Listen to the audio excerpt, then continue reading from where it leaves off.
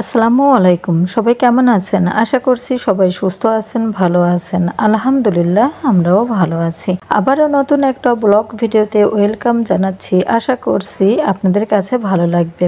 আমি কিন্তু প্রতিদিন রাত্রে খাওয়ার পরে টেবিলটা ভালো করে গুছিয়ে রেখে আমি কিন্তু থালাবাটি যেগুলো হয় সব কিন্তু ধুয়ে এখানে উপর করে রাখি। তো সবগুলো উঠে ফেলছি। তো ভাবলাম একটু ভিডিও করবো, তো মনে ছিল না। তো কি আর করবো, চামিচগুলো উঠাচ্ছিলাম। তখন আবার এই যে আমার পুচু আমি যখনই উঠাতে যাই চামিচ তখনই কিন্তু প্রতিদিন ও মুখে করে মানে উঠাই। ও বুঝাইতে চায় যে আমিও তোমার সাথে উঠাচ্ছি। ও কিন্তু প্রতিদিনই, একদিন নাই, এভাবে করে প্রতিদিন আমি যখন উঠাই তখন উঠাই। তা আমি এগুলো উঠাচ্ছি।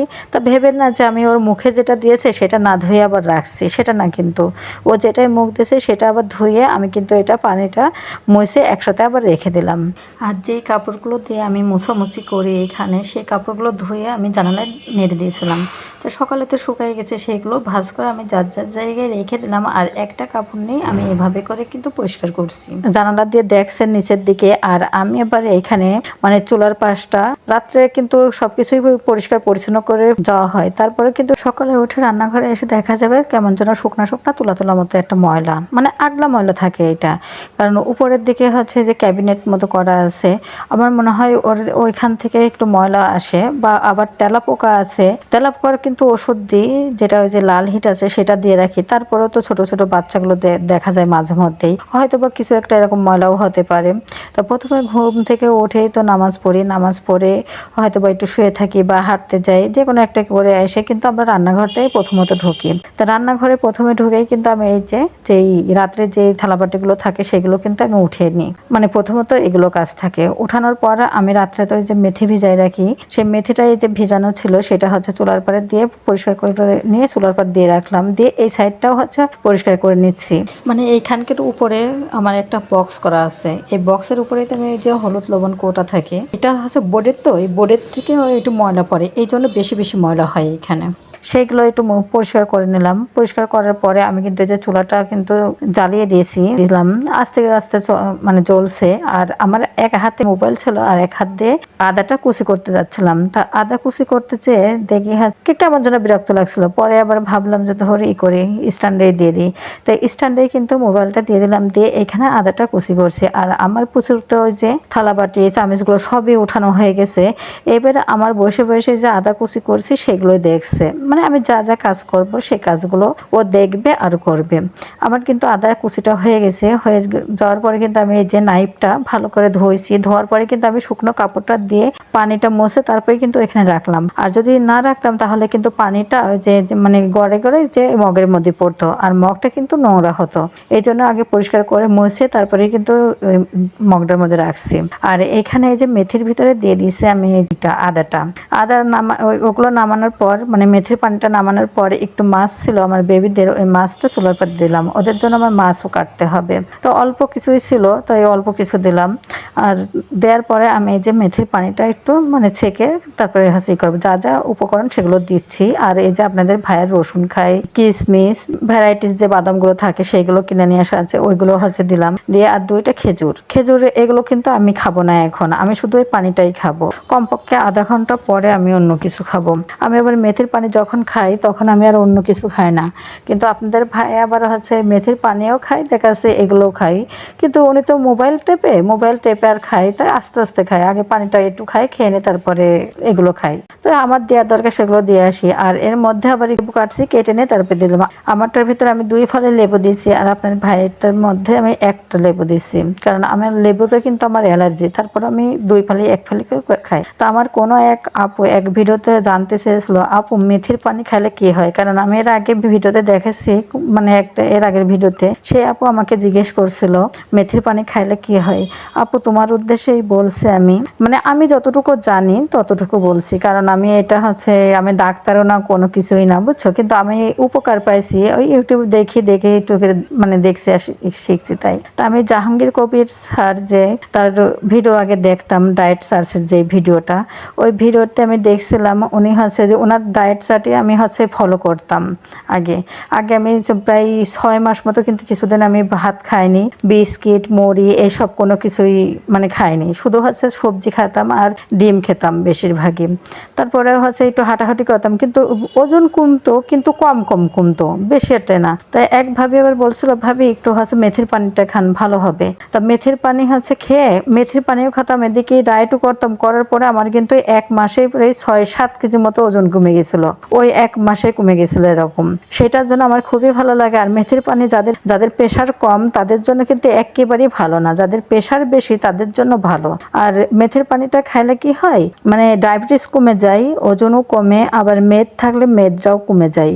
ডায়াবেটিস তো কমে যায়, মানে স্বাভাবিক থাকে, কিন্তু প্রেশারও কিন্তু একদমই মানে কমে যায়। মানে যাদের প্রেশার কম তারা মেথির পানিটা খাইতে পারবে না, যাদের প্রেশার বেশি তারা খাইলে পরে তাদের জন্য উপকার। তো আপু তুমি যদি আমার ভিডিওটা দেখো তাহলে পরে বলো যে আমি মানে জানতে চেয়েছিলাম, আমার না মনে নেই কোন আপু হচ্ছে আমাকে জানতে চেয়েছিল এটা, তা আমি বলবো করি, তো আমার মনেই থাকে না।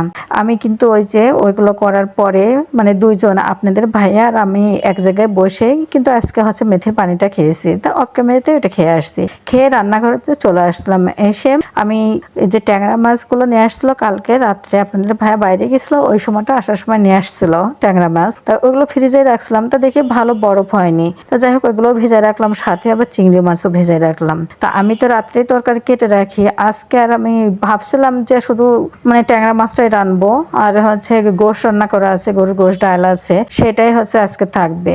তো ভাবলাম যে আবার কি মন হলো এক তরকারি রান্না করব, ভালো লাগছিল না। পরে যে আবার যে পটল আর আলু চিকন করে কাটলাম, কেটে তারপরে কিন্তু এই যে চিংড়ি মাছ দিয়ে একটু হাতে মাখিয়ে রান্না করছি, মানে চচ্চড়ি করছি। আর ঝাল পেঁয়াজ তো আমি রাত্রেই সবকিছু কেটে রাখি, মানে সবকিছু আমি কিন্তু রাত্রেই কেটে রাখি, কারণ এই মেয়ের ব্যাসে নেওয়ার জন্য এখন আমি সবকিছু অর্ধেক কাজ আমি রাত্রেই কিন্তু করে রাখি। অর্ধেক কাজ যদি আমি রাত্রে করে রাখি তাহলে কিন্তু সকালে আমি অনেকটাই হচ্ছে একটু স্বস্তি পাই, আর অনেকগুলো কাজও করে মানে উঠতে পারি। আর ঠিক মানে 11:30টার মধ্যেই আমার কাজ করে গোসল টোসল কমপ্লিট প্রায় হয়ে যায় ওই টাইমটাই। ট্যাংরা মাছগুলো, ওই মাছগুলো তো আমি অফ ক্যামেরাতে সবকিছু তো কেটে ধুয়ে পরিষ্কার করে নিলাম। আর এখানে মাখিয়ে দিয়েছিলাম পটল চচ্চড়িটা মাখিয়ে দিয়েছি শুধু কাঁচামরিচ পেঁয়াজ একটু রসুন বাটা একটু হলুদ লবণ আর তেল দিয়ে মাখিয়ে দিছি।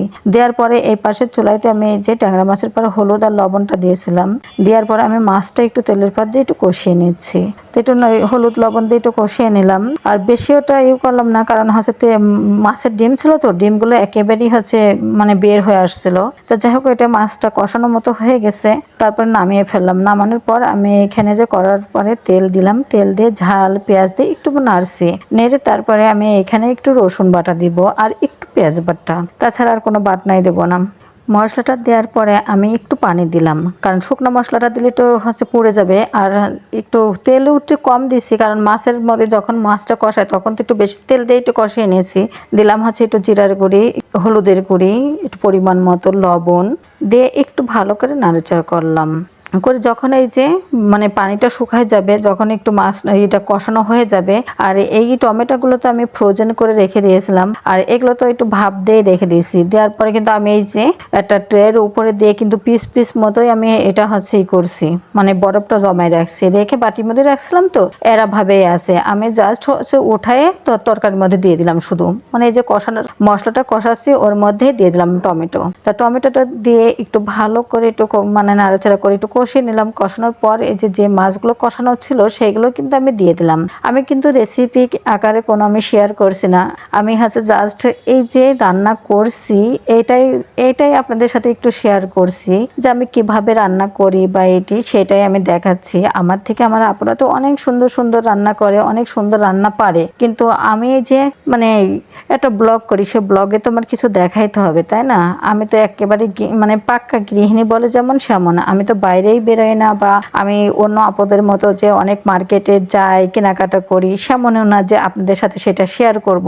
তা আমার ডেলি লাইফ স্টাইল ব্লগ, সেই জন্যই আমার হচ্ছে ডেলি আমি কিভাবে কাজ করি কি করি সেটাই আপনাদের সাথে মানে শেয়ার করি। তা যাই হোক ওই যে আমার কিন্তু হচ্ছে পটলের তরকাটাও প্রায় হয়ে গেছে, আমি একটু ঘোরায় নিয়ে একটু মানে নিচের দিকে একটু লাল লাল করে পোড়াই নিয়েছি। পোড়ানোর পর আমার কিন্তু ওইটা একদম চচ্চড়িটা লাল লাল মতো হয়ে গেছে, আমি নামিয়ে ফেললাম। নামানোর পর আমার হচ্ছে ফ্রিজে যে গোশ রান্না ছিল, মানে গরুর মাংস রান্না ছিল, সেটা এবার বের করে আমি কিন্তু এই যে পাতিলের মধ্যে ঢেলে দিলাম।